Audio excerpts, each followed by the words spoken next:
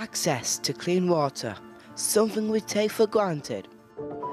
But today politicians, experts and campaigners have come together to discuss an unfolding crisis.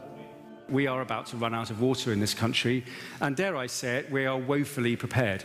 It's not by any means a crazy idea. It's just the government could run water. Happens in many countries. That's why the Labour Party opposed privatisation in the first place.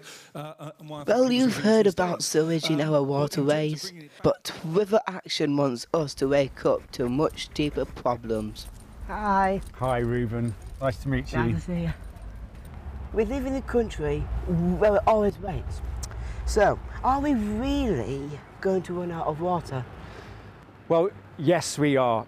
Despite this being the wettest winter in 200 years, we are in a freshwater emergency. We are about to run out of water in this country, and we are totally unprepared. How did we get into this mess? Well, since 1989, this water industry has been privatised. That is the main reason for the mess we're in right now. And if you add that up with years and years of austerity and a government that's insistent on deregulation, it means that water companies have run to the hills with our money, agriculture's over-abstracted without any penalties, and we are at risk of running out of water. Water everywhere, but not a drop to drink. Not just a famous poem, but now a prospect for a country known for its rain. Pipes leak 20% of our supply a day. We are drawing too much water from our rivers. No new reservoirs for 30 years. Then add on climate change, and by mid-century we will be short by 5 billion litres a day. You can see all of the characteristics of a chalk stream here. So you can see this lovely clear flowing water going over this gravelly bottom.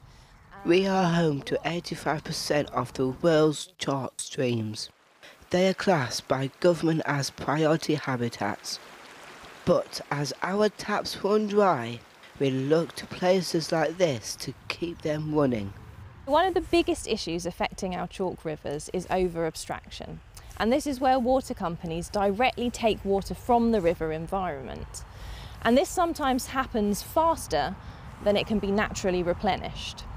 And if you couple this with having more frequent periods of dry weather, this means that we often experience low flows, so little water in our rivers.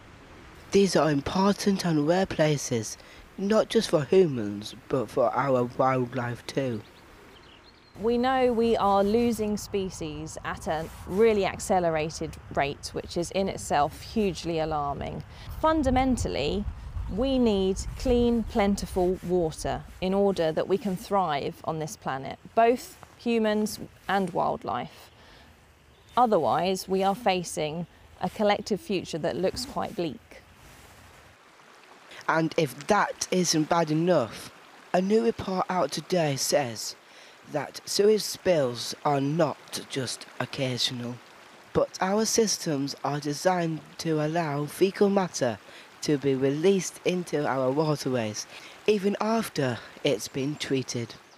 So the aim of the report is to work out the way in which, in a realistic way, what is the best engineering solution to minimise the risk for people being exposed to human fecal organisms while still being able to enjoy the natural resources. Using the water is a good thing for everybody. It's actually itself good for public health. We don't want people to stop fishing. We don't want people to stop rowing, canoeing. Nobody wants to see that. But what we do want to do is make sure that we can find interventions that bring down to acceptable levels the risk of a disease outbreak when people are using those resources. So I put all of this to the Minister responsible for water, Robbie Moore. Chris Whitty says that human health is being put at risk. How do you respond? Well, that's why we're determined through the measures that we've taken as a government, through our plan for water, which is all about more investment, stronger regulation, tougher enforcement, that we are having a strategic plan in place through the levels of investment to improve our water quality, whether it's within our lakes, rivers or coastal environments. As well as the pollution problems, London came close to running out of water in the last heat wave. There are no new reservoirs. Why aren't we prepared? What we've been doing today is making sure that we are focusing on reducing leakage. We've rolled out smart meters. We're making sure that there's better connectivity between water companies in terms of being able to move water to the right places where it's needed. But without doubt, we need to make sure that water security and water resilience is absolutely focused on. Chalk streams are an important habitat, but we are taking far too much water from them, plus polluting them. Our wildlife is disappearing. Why aren't you doing more to prevent this diversity crisis? Through our plan for water, which is about more investment, stronger regulation and tougher enforcement, we are taking a systematic approach in making sure that those who pollute our river systems, whether it's water companies or others, are very much held to account, and we're allocating resource to deal with some of those issues. And you mentioned abstraction there as well. Well, we have reviewed 234 abstraction licences, wanting to make sure that we're making change. And that's probably saving about 50 billion litres of water being abstracted to ensure that our chalk streams and others are fully replenished, have good ecological status, and that the water quality is as good as it can be. So let's cut to the chase here. DEFRA are responsible for protecting the environment. Are you really doing your job? Well, we are, as a government, absolutely determined to ensure that water quality is a key priority. And things like banning water company bosses' bonuses, quadrupling the amount of Environment Agency inspections. Can the general public trust you?